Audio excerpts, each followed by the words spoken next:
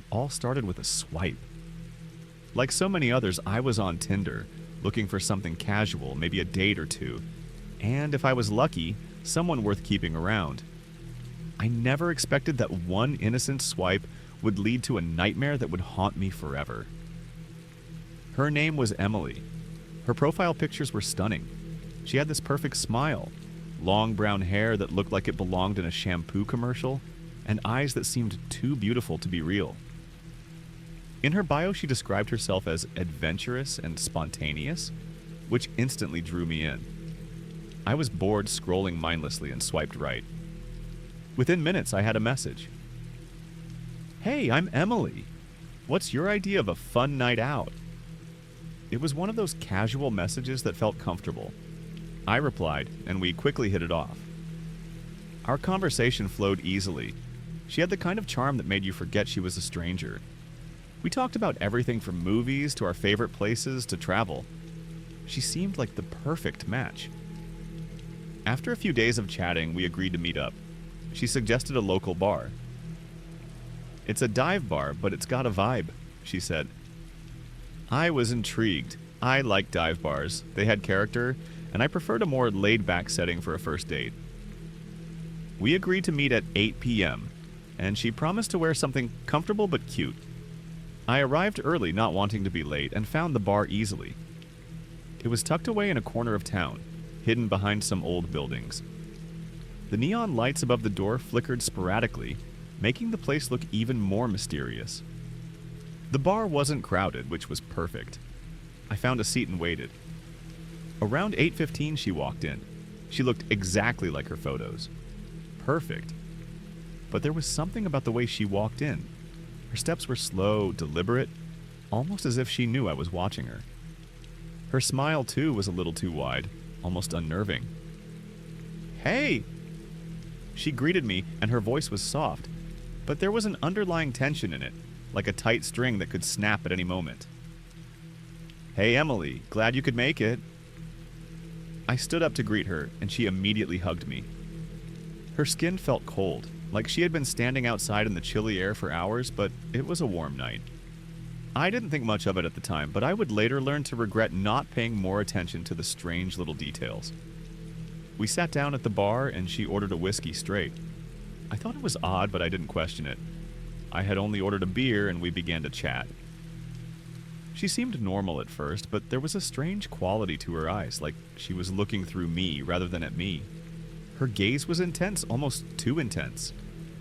I kept catching her staring at me for longer than what felt comfortable, but when I'd glance back, she'd smile and break eye contact. As the night wore on, things started to feel a little off. The bar was emptying out, and the dim lighting made everything feel more isolated. It was just the two of us now. I figured I was being paranoid. Maybe I was just nervous. But the atmosphere in the place had shifted. The bartender started cleaning glasses with a weirdly loud clink that echoed through the silence. And then there was the music. It wasn't loud, but the song seemed to fade in and out of focus, like the sound was being warped. Emily leaned closer to me. "You're not like the other guys," she said, her voice barely above a whisper.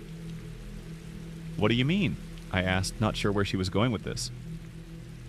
"You don't act normal," she continued, her eyes widening. "Most guys are so predictable, but you're different." I laughed nervously. "Well, I try not to be boring." But she didn't laugh. Instead, she stared at me for what felt like an eternity. "I've been waiting for someone like you," she said slowly, each word dripping with an intensity that made my heart skip a beat. The hairs on the back of my neck stood up. I tried to brush it off, thinking it was just the nerves of the night getting to me. I excused myself to go to the bathroom. As I walked down the narrow hallway towards the restrooms, I noticed a door that led to a stairwell. It wasn't marked, but it looked like it led to a second floor. I heard strange noises coming from upstairs. Footsteps, muffled voices, a low hum of something that sounded almost like chanting. But when I reached the bottom of the stairs, the door to the upstairs was locked. I shrugged it off, telling myself I was imagining things, but the feeling of unease only grew. I rushed back to the bar, eager to leave and go home. But when I returned, Emily wasn't sitting at the bar anymore. Instead, she was standing by the back door, looking out into the night through the small, grimy window. "Emily," I called out, and she turned slowly. Her smile was gone, replaced by something darker. "You've been chosen," she said, her voice cold and emotionless. "What?" I asked, unsure whether I had heard her right. "You're here because I wanted you to be," she replied, her voice becoming more hollow, more distant. "It's been so long since I've had a guest. You'll be perfect." Before I could react, the bartender, who had been oddly silent, came over and locked the front door. The entire room seemed to shift then, as if the walls were closing in on me. The dim lights flickered, casting long shadows across the room. "Let's go upstairs," Emily said, her eyes glinting with something otherworldly. I could feel the panic rising in my chest, but for some reason I couldn't move. As I stumbled toward the stairwell, I glanced around. The few patrons that had been there were gone. There were no signs of life. It was just Emily, the bartender, and me now. We ascended the stairs, which creaked under our weight. The room at the top of the stairs was small and dark, illuminated only by a single flickering light bulb hanging from the ceiling. "I've been waiting for so long," Emily murmured. "To find someone like you, someone who's perfect for what's next." I tried to back away, but the bartender blocked the doorway, his eyes glazed over and cold. Before I could scream, Emily grabbed me. Her hands were ice cold, sending shockwaves of fear through me. "You'll be part of the collection," she whispered, her voice growing more distorted, almost as if it wasn't her voice anymore. The room was spinning now, and I felt dizzy, weak. The door slammed shut behind me, locking me in with her. I could feel the walls closing in, suffocating me. I woke up hours later on the cold floor of the bar. My head throbbed, and I could feel something wet on my neck. Blood. I scrambled to my feet, disoriented and confused. The bar was completely empty, the front door wide open. I ran out into the night, not looking back. I don't know what happened that night, and I don't ever want to find out, but every time I open Tinder, I see her profile again. Same picture, same smile, and I can feel her eyes watching me, waiting. Somewhere, out there, Emily is still looking for her next guest. I don't know if I'm the last one she'll ever find, but I have a feeling that I won't be the last one to disappear. It's hard to believe that only a few days had passed since my encounter with Emily. After that night, I couldn't stop thinking about what happened. The memory of the dark bar, the cold stare she had given me, and the eerie whispers that seemed to follow me still haunted my every step. I couldn't sleep, I couldn't eat, and I couldn't stop checking Tinder as much as I hated to admit it. Each time I swiped through the app, her face was there. It wasn't just in my mind anymore, it felt like she was following me, waiting for the perfect moment to reach out again. But something strange started happening. The app seemed to glitch. One night, I swiped right on a random profile just to distract myself. But when I looked at the screen, the profile picture wasn't of a woman I recognized. It was Emily again. "Hey, stranger," the message read, almost too casually. I stared at the screen, heart racing. I hadn't matched with her again. She couldn't have come back. This wasn't real, was it? I hesitated before responding.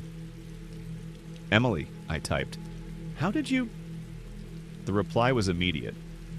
"I told you I'd be back." A chill ran down my spine. I couldn't shake the feeling that something was terribly wrong, but part of me was terrified. Terrified that if I ignored it, she would find me anyway. I decided to block her. I couldn't live with the constant feeling that I was being watched. But the moment I pressed block, the app froze, the screen going completely black before flashing an image I couldn't ignore. Emily's face, distorted and grotesque, her eyes black pits of emptiness, the smile twisted beyond recognition. The message popped up. "You can't escape. I'll always find you." I threw my phone down, heart hammering. It felt like I was suffocating. I needed to get away from the city. I needed to clear my head, but something told me I couldn't just leave. I called my friend, Mark, and asked if I could crash at his place for a few days.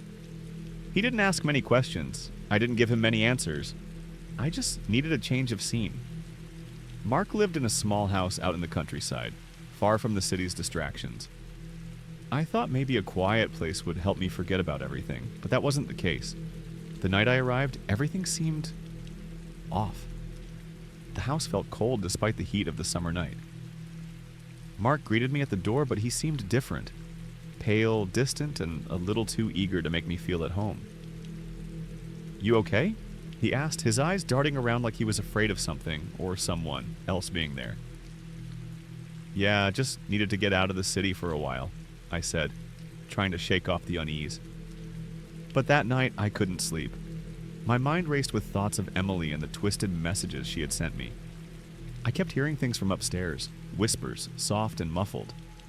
It almost sounded like Mark was talking to someone, but when I checked, his door was shut. I brushed it off as paranoia. But then, at around 3 a.m., I heard a loud knock on the door.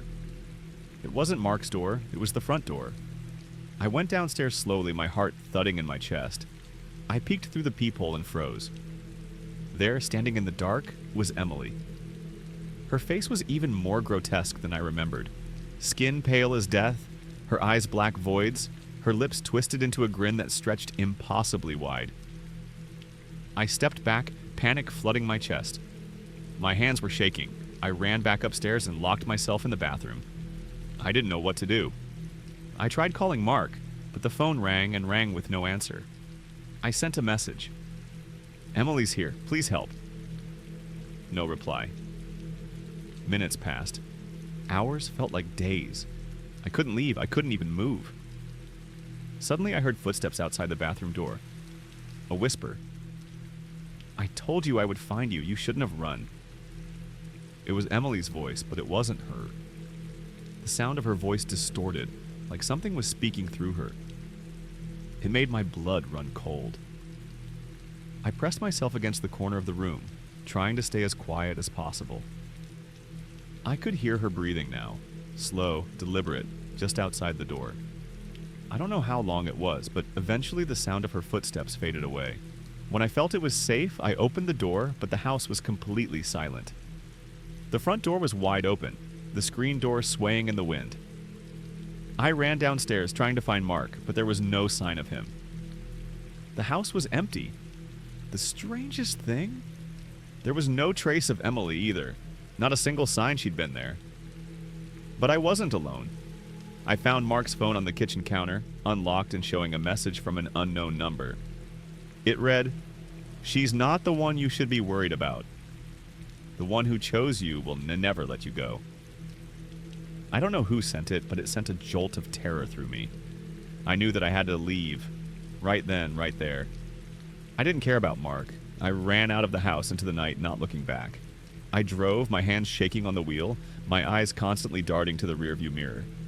Every turn, every mile felt like I was being followed. I didn't stop driving until I hit the city. That was months ago. I don't know if Mark is still alive. I don't know if he was just another victim, or if he's out there somewhere, still being haunted by Emily. Or something worse. But one thing's for sure, I haven't used Tinder since that night. I can't. Every time I think about it, I hear the whisper, "You can't escape."